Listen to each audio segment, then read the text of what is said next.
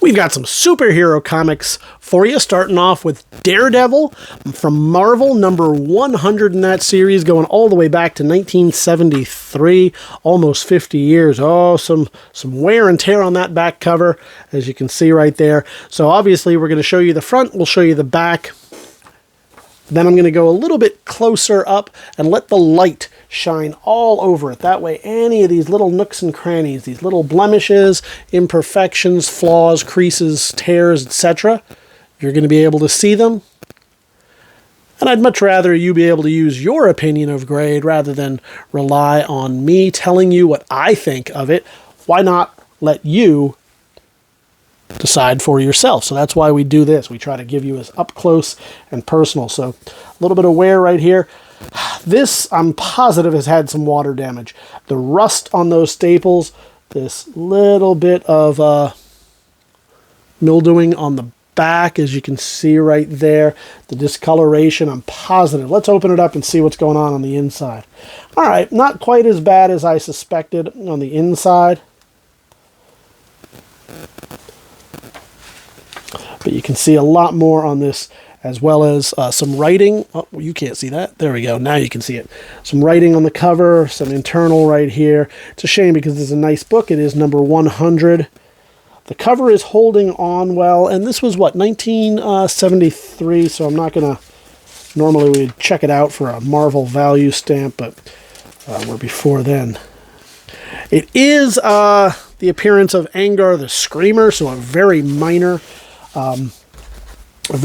key, and I do want to show you this as well, but it does have quite a few issues, so now you know. As we move on to Daredevil number 108 with the Beetle. Who here remembers the Beetle? Number 108, some issues going on with Foggy. It's got Black Widow in it. Let's jump onto it. Oof. More of the same, so I suspect same consigner, same storage space, and ended up getting whatever that same water damage was. So some water, and you can see it all along there. So look at the creasing on the cover. Be aware of that. Be aware of this right here. We'll show you the back. You can see, obviously, some mildew issues. We will bag this to keep it from getting to the others. And there's a Marvel value stamp. This is from 74. Not only that, but it seems to have creased over on itself. This, I think, got a little bit more of the water than the previous issue. So, a nice readable copy. Certainly great to look through and enjoy. But be aware of the issues. Condor Man from Whitman, Western Comics, Western Publications. Not looking too bad based on the Disney movie of the same name. This is from 1981. Again, we'll show you all the way along there. Let that light get on there so you can see.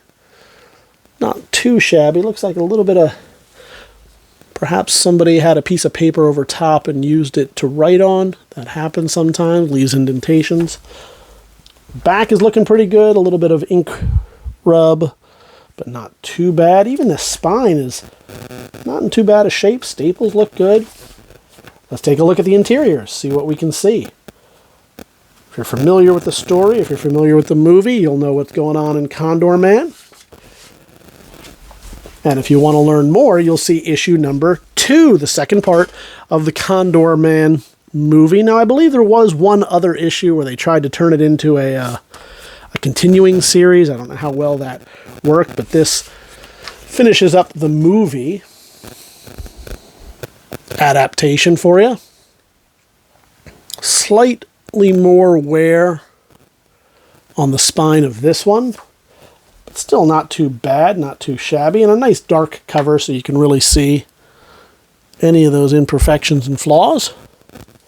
Finally, we'll open it up and we'll run right through here, show you a couple of the interiors of Condor Man.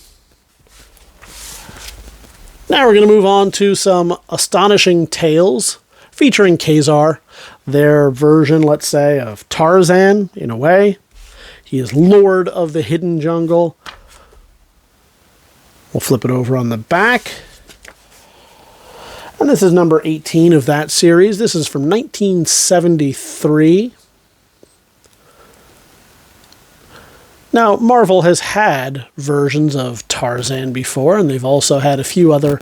they've had the actual rights to it and have published it before, but they've also had different versions. Eventually, this kind of introduces sort of the Savage Land mythos. Looks like we saw some Nick Fury in there. And you'll see a few of these. Interesting that there is a character in here named Gog. If you are familiar with... I do want to point this out. Hold on. Look at that. Right there. We'll bring it up to the camera so you can see it.